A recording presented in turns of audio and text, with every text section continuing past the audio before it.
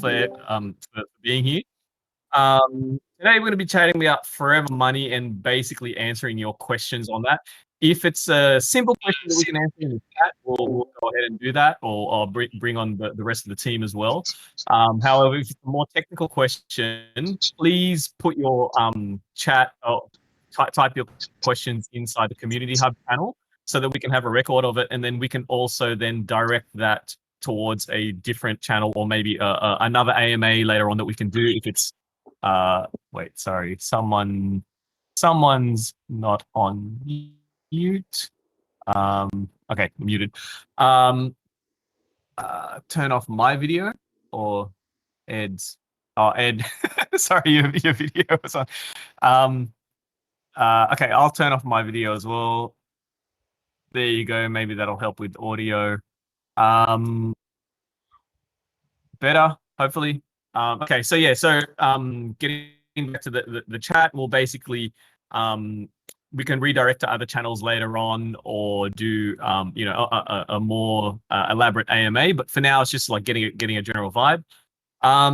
So welcome all, and I want to start with a team intro. So introducing our CEO and founder, one of the founders, Roscoe Patterson. Roscoe, if you could unmute yourself and just give a quick 30-second intro on who you are and why SyncDAO is awesome and why Forever Money is awesome. And go. Thanks, Kev. Hey, everyone. Super good to be here. Looking forward to answering a bunch of questions around Forever Money today, so I'll save that piece. But I'm totally all in the SyncDAO game we're playing here, because I absolutely love decentralized finance. I can remember hanging out in DeFi when it was, a few hundred people about 2.5 years ago. So very excited to see its rapid growth and expansion over the last couple of years, and to be playing a game where we can help more consumers and retail users get access to this great non-custodial, permissionless, epic tech. I look forward to chatting to you all today. I'm going to pass the mic over to Paulie to introduce himself. Yeah, cool. Hey, everyone. Thanks for jumping on with us. It's super cool to have you guys here. I'm super excited about SyncDAO. I've been working in DeFi, as Roscoe said, like 2.5 years when there was only a handful of projects and a few hundred people, and seen it explode. And the thing that excites me about DeFi is just the democratization of finance and the opportunities it presents for people around the world. And then more specifically, SyncDAO, with what we're building with the perpetual vaults, it's just that idea of perpetual income and actual forever money, because I know at times money has caused stress in my life. I know that's pretty common for most people. So that idea of just having never-ending cash flow can solve a ton of problems for people all over the world, which is why I'm super excited.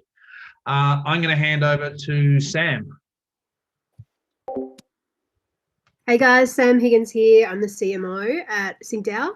It's pretty cool to be running this little event with you this morning. One of the things that is really exciting for me in being part of SyncDAO is I've spent years in education spaces, helping particularly users and people wanting to get ahead with their finance, their investments, their wealth building, and also teaching them some of the crypto tech and what's behind it at an ideology level, at a tech level. So seeing it come together in ways that are going to make it really fun, easy, supportive for new users to get started building out DeFi investments, that's huge for me, because I know it's such a big piece of making a long-term impact in the world, helping people liberate their finances and come back to their own sort of self-control in it. I'm really excited to have this chat this morning. And I guess next would be Joyanne, if you're going to say hi.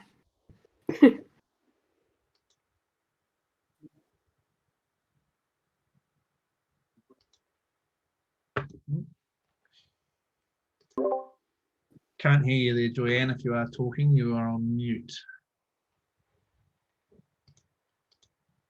I can hear you. All right. I'll just repeat myself. It's just a short intro anyway. My name is Joyanne. I'm the operations assistant, and I'm very excited and passionate about SyncDAO because coming from a third world country, the idea of forever money and securing my family, my mom, is something that is very near and dear to me. I'm big on family. I'm huge on family, and this idea of being able to take part of a perpetual or have a perpetual vault is something that makes me feel secure that there will be a good future for my family. Awesome. Thanks everyone for being here. Thank you so much. Yeah. So that's the team, and I guess we'll launch straight into the question. So, if you have a question, either put your hand up in the voice channel, and then can unmute your mic and have a chat. Otherwise, drop it in the text chat, type it in there, and then we'll take it from there. So we've got a few eyes going on.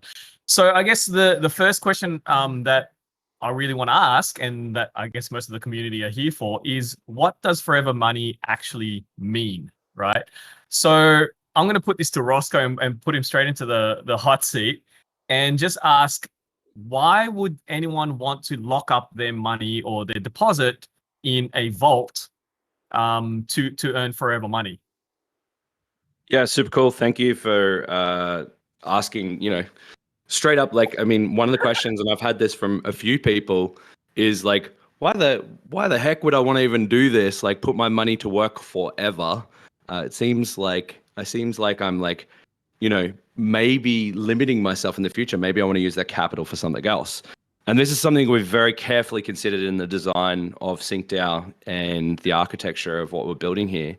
But I think just first at an ideology, visionary level, the reason why it's a good idea is the way we currently relate to money is shifting. We've gone through the last 5 to 10 years this shift into a creator gig economy style lifestyle where we can now just join and leave different products, communities, and things in a bunch of different ways that it allows us to live life very differently to how we could have like 15, 20 years ago. Like, I can stay a night in a random stranger's house using Airbnb, or I can jump in a stranger's car and go for a drive, down the street to get a lift with someone.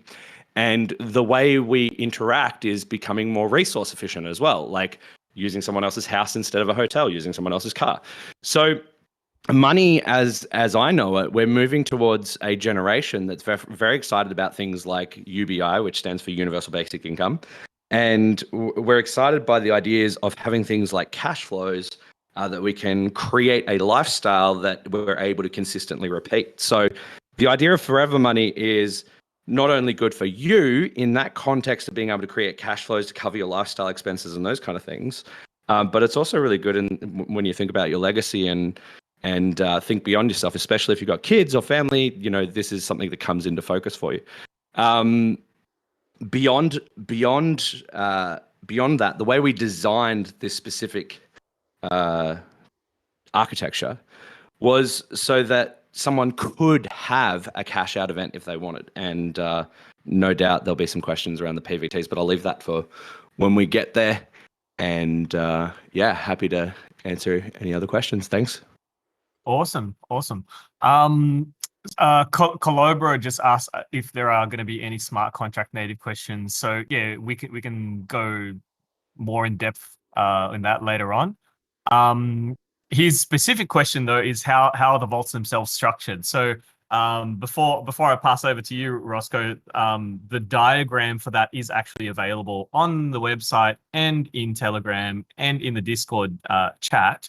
So you can see like the technicalities of it. You can also read the light paper. But yeah, Roscoe, maybe in a nutshell, you could explain how the vaults themselves structured. Real talk and straight talk. We've got an architecture diagram that lays out what both ourselves and the tech team have really mapped out as what we're going to create. As far as the smart contracts specifically, I don't have answers for that on us today, and I'd love to do a more technical call and bring Roman on, our CTO, for that. But to give context to how this is structured, that architecture diagram is a great place to start. The light paper is a bit light on; it really doesn't have much information on the stack itself. But essentially, if I was to give you a very top level view, the top level view is it's a vault, which is essentially quite similar in nature to, I guess, a Yearn vault, where it has multiple strategies inside one product, where you deposit stable coins, which can earn interest. You can change which currency you'd like to earn the interest in. But to begin with, the first version of the product will just only be able to deposit stable coins. We'll also have different compounding methods and different outputs you can choose on different selection criteria around the vaults. So from I can talk at a top level about it today and answer any specific questions. Can we actually, team, can we get that architecture diagram in the chat here, in the community hub chat? That would be great.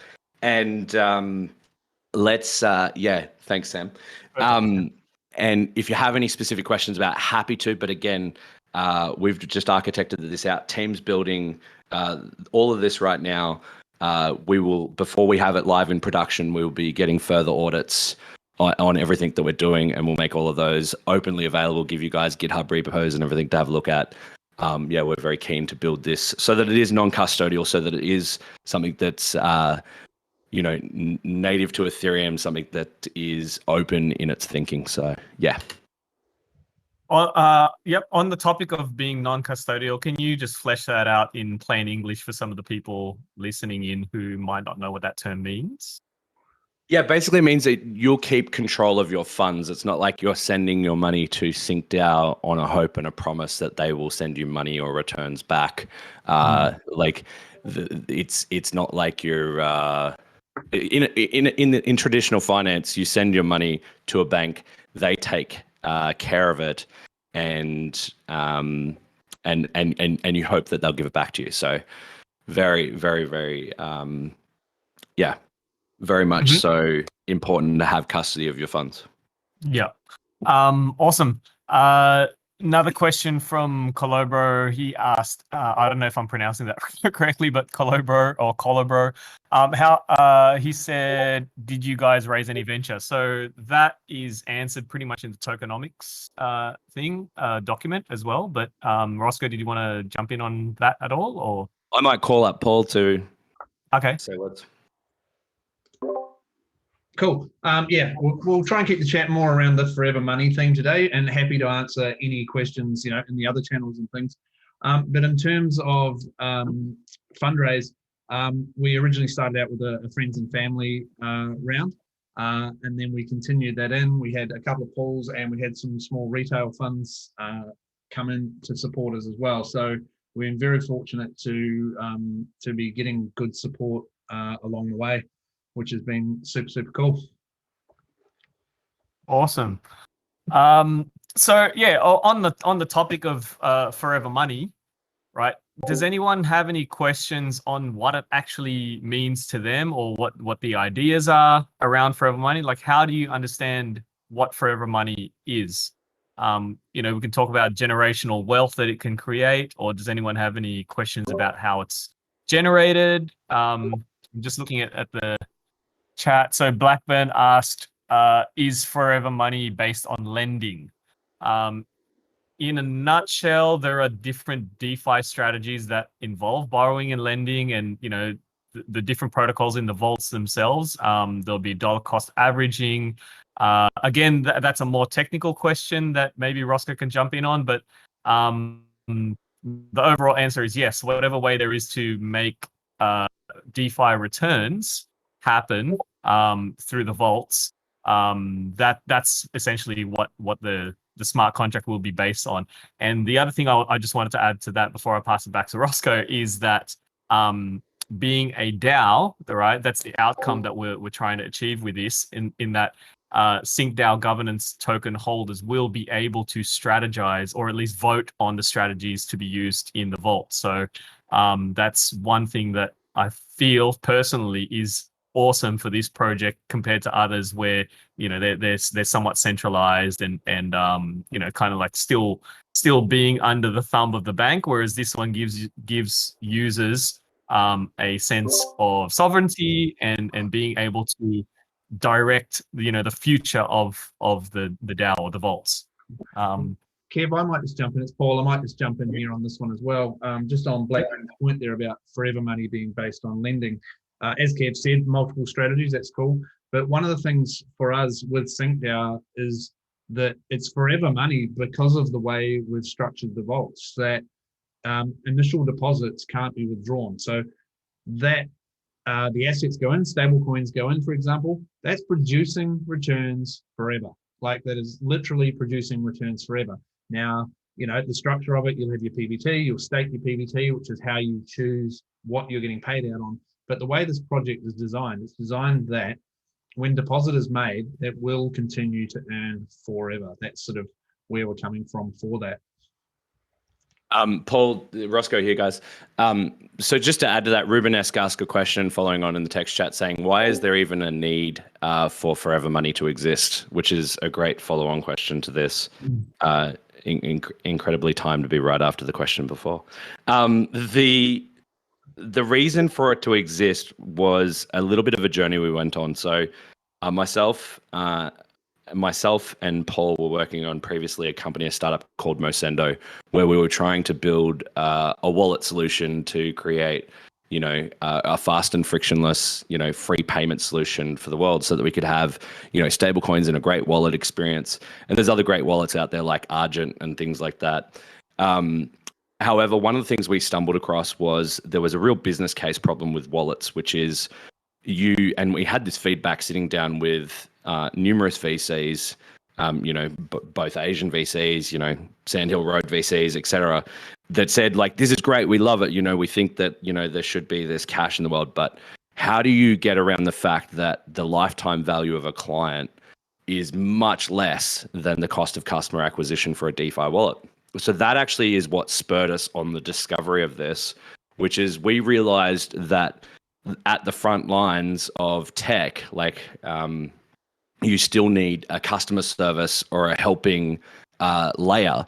And so we looked at things like, Apple, take Apple as a brand, for example. One of the big reasons Apple works on the scale that it does today, beyond its great products and beyond its great innovations, is the fact that it has that genius bar. And really, in a decentralized way, how do you create a team of geniuses to help support your product in a permissionless, decentralized organization? So this really led us to the thought that, well, what we could do is maybe the challenge is the way, and we could create a system where when deposits are deposited, the affiliate that helps people into the perpetual vaults can be rewarded for that amount of money forever. And so that was why it was required in the first place, is so we could reward people for helping people with this technology. Because it wouldn't make sense if you were to help someone use this product and they used it for 2 days and they deposited $1,000 and you got a little small fraction of their interest. So you got 1 cent for helping them and it took you 2 hours of your time. The incentives weren't aligned. So to align the incentives properly, we needed to make it so that you can deposit stablecoins once and then they can't be withdrawn, but there is a sale event, and there's a conversation here about how we can help people to sell this receipt token that they're issued, which is called a perpetual vault token or a PVT. There's a conversation here to be had about how we maintain that at a dollar as well, and our goal to keep that with a buyback program. So. Paul, I'm going to ask you a question, dude. How does the PVT stay at $1 in value? And then we'll come back to the questions in the chat. Cool. Great question, because we have had that a lot as well. So we spent a lot of time sort of working on this and came up with what we believe is a really good architecture to help support the price to stay at $1, which is essentially this. When you deposit to the vault, you're issued a perpetual vault token, a PVT, which represents your deposit. And then you stake that token to earn returns. So while that token is staked, it's not available for sale, so it's not actually on the market. If you wanted to sell it, you're going to unstake it and go to the market. your original deposit is still going to be earning returns. But if you're not staked, then you're not receiving those returns. So those returns are going to flow into a buyback pool that we'll have internally as part of our treasury. And then secondly to that, also we've got our affiliate layer, where when an affiliate introduces someone to the product, they earn a small percentage of the interest. They earn 10% of the overall interest. There are going to be people that come to the protocol without an affiliate. There's just going to be people that hear about SyncDAO, come to the website and deposit funds. So if they come without an affiliate, that affiliate portion of the earnings will also go into that buyback pool in the treasury. That buyback pool can then be used to provide liquidity on the DEXs and help support the price to keep the price at $1. So it's a really, really good question. Yes. Yeah, you can for anyone just tuning in now, you can see that if you scroll up in the diagram, you can have a look at the architecture on that. Going back to the chat, there's a couple of big questions in there.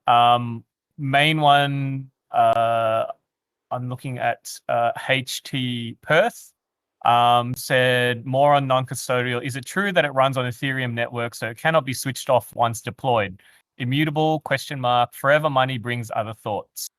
What if Roscoe, Paul, Kev, Sam fall out or say they no longer want to do this? Will SyncDAO still exist? Will it still run? Does the vault and related smart contracts need updating or upgrading and maintenance? Perpetuity ? Huge question. The main answer is yes, it is decentralized. Therefore, it will eventually or essentially be up to the people. And it's a smart contract. So once you switch it on, it keeps going. But maybe after this, Kev. I'll jump in. Yeah. I'll jump on this. HT Perth, that's Hems. Hey Hems, thanks for Hey, Hems. So this is the reason this is being built as a DAO. If you're not familiar with DAOs, a DAO is a decentralized autonomous organization. So imagine in business you have a traditional structure, whereas a DAO is actually a community-run organization. So basically the way this is being built is in a process of incremental decentralization. Okay, so right now, Roscoe, myself, Kev, Sam, Joanne, Roman, the rest of the tech team are building this, but we're moving more and more decentralized as we go. And the holders of the SyncDAO governance token, the SDG token, will actually be the ones that ultimately control the protocol. So if Roscoe, myself, Kev, don't want to be involved anymore, that's okay, because anyone holding the SDG token actually can put forward proposals of what they would like to see SyncDAO doing, which way they'd like to see it going, what vaults they'd like to see offered, and then vote on those proposals. So it really will become a completely community-led organization. So it's on the Ethereum network initially. So once deployed, it's there. And it'll be a community-run organization. Just to fact check the guys here, just so you know, that is the destination. In any infrastructure or setup to begin with, there are parts of the databases that are centralized. So we will have exact clarity on that before we push the vaults live, just so you know of which parts of the database are centralized and which are not. There's still some tooling that Ethereum requires for some filing systems and stuff like that to completely decentralize it. But basically, there's this process, and most DeFi projects follow this process, which is to follow the pathway of incremental decentralization. So we decentralize as much as we can, definitely make sure that the assets are non-custodial and you guys have control over those yourself.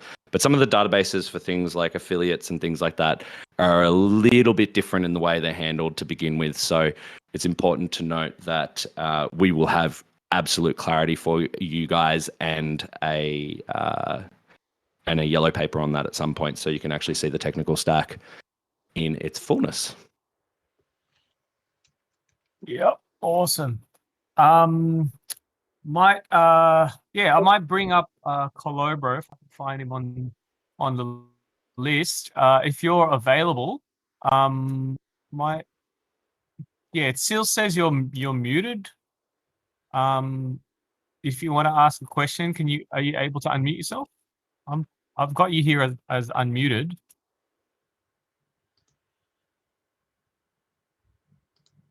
No. There we go. Are you? Hello? Are you there? Colo, bro. Colo, bro. Colo, bro. Colo, bro. Sorry. Can't unmute. Yeah, it's weird. I've got you unmuted here on the screen, but maybe on your end. Okay, we'll keep moving forward. More questions on Forever Money.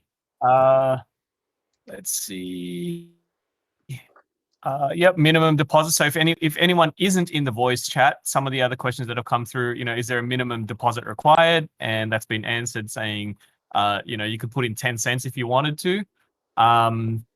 Also, Probably wouldn't do that with the gas costs. yeah, that's what I was going to say. The fees will probably be more, but yeah, there is no minimum. And what else is there? Sorry, coming through fast. What is the timeline? When are you expecting to launch? That will be a poll question. Where are we at in development? It's actually We're in development. Well, it's actually a question that I can't answer, and there is a good reason for this. We've got contracts signed with a couple of launch pads that we're super excited about. But part of the condition of those contracts is that we actually can't announce a date until we hit certain social targets. So we've kicked off our social marketing. Thank you all of you guys for being in our world and in our communities. We need to be growing our Telegram, our Twitter, our Discord, so we can hit those targets. And that's part of the contract that we've got with the Launchpad, that they want us to hit certain targets before we can actually announce who they are and what date we are targeting. So we're working hard, like things are going and moving fast. But yeah, I actually can't give you a date, unfortunately, which I know is horrible for you if you're waiting for it. But I'm not sure what else I can say on that. If you ask us when we want the date to be, it's yesterday. When we launched, it was yesterday. So as soon as humanly possible. I'm going to take this question that we've got here from Neil M. So he's asked, can I give an example of how buying a mobile and then how the money is working to provide the Forever Phone? So simply put, the idea of a perpetual product, which you may or may not have seen on the website and in the light paper, the idea of a perpetual product, which will be one of our later products that we ship, they won't be the initial first versions of the product. But the idea is that essentially you deposit an amount of money that is probably more than the cost of an iPhone. So in reality, you're probably going to deposit 2 or 3 times the amount of an iPhone into a smart contract. And then each time enough interest has accrued, the contractor will just let the retailer know that you're due for a new iPhone, and it will send you and ship you an iPhone. So this basically, the premise is that you put an amount of money in there that can accrue interest. Once the interest accrued meets the necessary requirement to ship you the next product, then you can get it. Now, what's interesting about this is if you think about anything that you have as a recurring purchase, whether it's a mobile phone, school fees, house, car, all these kind of things, if you have idle capital, if you have idle money, you may as well get that money producing a revenue or an income or a cash flow so that it can be perpetuating your lifestyle. And as we sort of touched on earlier in the call, this is essentially could become the money Legos or the building block of creating your own universal basic income. So it's a super cool idea. It's something, like I said, it won't be the first product we launch. The first product we launch will be focused on cash flows and putting stable coins to work to, earn more stable coins and earn some of your favorite cryptocurrencies. And yeah, it's a super nascent idea, but we see it as something as kind of the way of the future. Like, I want to make it so that your home loan pays off itself. I want to make it so that your iPhone buys you your next iPhone. That's a part of the mission we're on here, to help you guys get access to that kind of stuff. That's great. Yeah, like being able to have perpetual products, therefore leading into the forever money side of things or forever products, would be a really great thing, and we're working on building that. Um, Clint has asked, if I initially invest PVT tokens into a vault, could I later move these tokens to a perpetual product when it becomes available? Also, for stage one, how often are returns paid to users? So, two-part question. Um, Investing in PVT tokens or buying the PVT tokens into a vault, you could withdraw those PVT tokens and move them around as you see fit. Roscoe or Paul, maybe that's a Yeah, question I'll for jump you. on this. And we missed one of the questions above, so I'll answer that as well. So the short answer is I don't 100% know. I imagine that yes, you would be able to unstake your existing PVTs and redirect them to perpetual products. I imagine that's how we would architect it. But I don't unequivocally know the answer because I haven't gone through the exact scoping and process of that piece yet. So yeah, it is definitely sounds like what you've shared there is the right way for us to do it. And that would be how we would want to do it. So if we encountered any challenges with that, it may change it slightly. I'm not sure.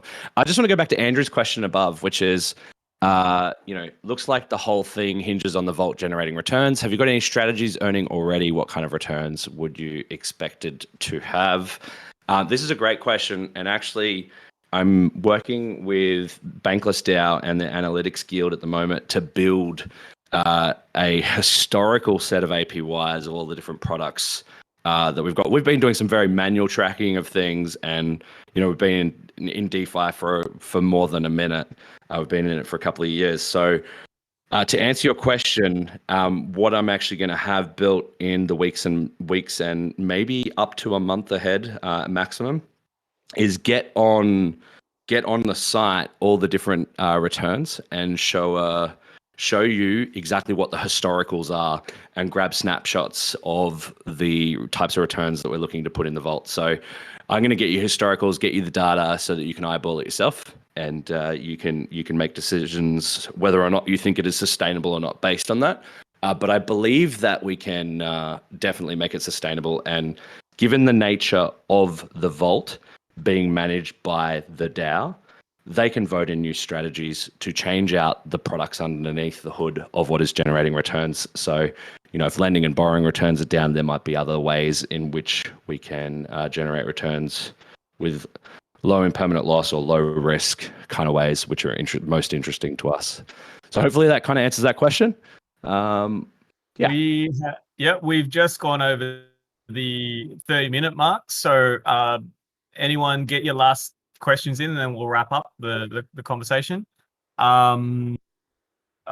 Greenwich has asked, can you add or top up to your initial investment? Yeah, absolutely. Yes. Absolutely. I mean, you can continually be depositing, and we would encourage people to do this. And it's like adding to your savings, except the savings are actually going to be producing returns, not like the banks pay now. But yeah, you can absolutely be topping up. Every time you top up, you'll get issued more PVTs. So you can definitely be increasing the amount you have deposited in the vaults. Yep. Yeah, you basically increasing your capital and earning interest on that, and compounding, right? We've all heard about compounding interest. Freaking awesome. Marcus of Oz, how would you say SyncDAO be better than staking with Celsius or Cardano? I'd be biased in answering that question. It's better because you're not dipping into your cookie jar, is my personal answer. There's technical differences, right? There's Celsius is mostly a centralized product, so you're depositing your funds into someone else's control. You don't control the keys, so you're giving over control of your assets to someone else to manage them for you.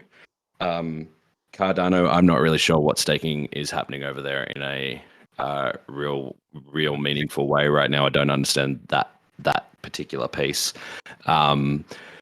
But we're talking about stable assets deposited, earning interest that's relative currency and a relative growth to yourself. So, hopefully that answer was somewhat useful. we'll wrap this up with the last question, but really cool question from Suo that just popped in. Is the account and returns able to be willed to a family member? Back to Forever Money. Yeah, so I'll take this one. It is a great question. It is actually a really great question, and it's sort of a broader question than just our project. So you don't technically have an account with us, so with Singdaw. So it's not like a bank where you have your bank account. It's a decentralized protocol. So what represents the earnings are the PBT tokens. Okay, so you'll have the PBT tokens in your wallet. You'll then stake them into the vault to earn returns. So what's going to make this willable to a family member is you having in place a really good process for making sure someone's able to access your digital assets. Okay, if you pass away unexpectedly and your family members don't know how to access your crypto wallets, they don't know where your private keys are stored, etc., then that money is locked there and inaccessible. It's not something as a decentralized protocol we can help with, but it is a really important point for everyone doing anything in the crypto sphere, is to actually make sure that you have a really good plan in place for making sure that in the event of something happening to you, that your crypto assets can be passed on. There's a really great... That answer is accurate right now. We do have some infrastructure that we played around with Mosendo to do some account recovery on non-custodial accounts. So we do have some methods that we may be able to use for account recovery in different states. I don't want to dive too much into that, but I just want to let you know there will be a different conversation around this transferring of assets process in the months and years ahead.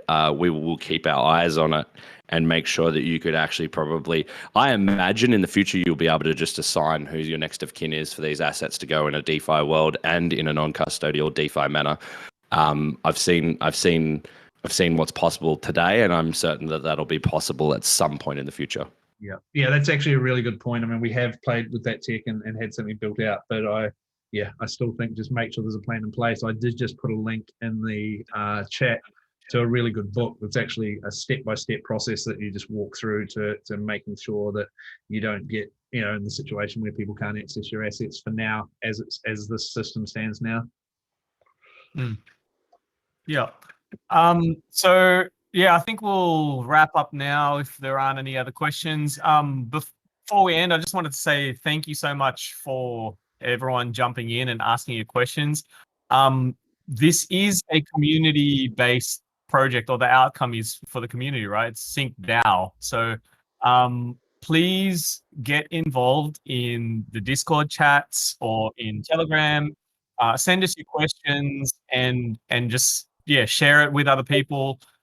We welcome any feedback whatsoever, because we're trying to build the best product that we can out of this, not just for ourselves but for you as well. So I'll briefly add to that, Kev. For everyone here, guys, we're building a product that is going to solve a lot of problems for a lot of people. And we want to hear about the problems you're having as you have them. So I'm going to actually ask Kev to create a discussion channel here called Money and DeFi Problems. And if you guys have any problems with any tech out there, we want to hear about it, because that helps us design better products and bring a better, frictionless, faster experience to you. And that's what we're here for ultimately.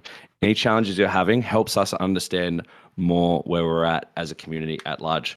And also, I just want to let everyone know there's no question too dumb about the project. If you're worried that we're going to be concerned about answering silly questions or anything, there's no such thing as a silly question.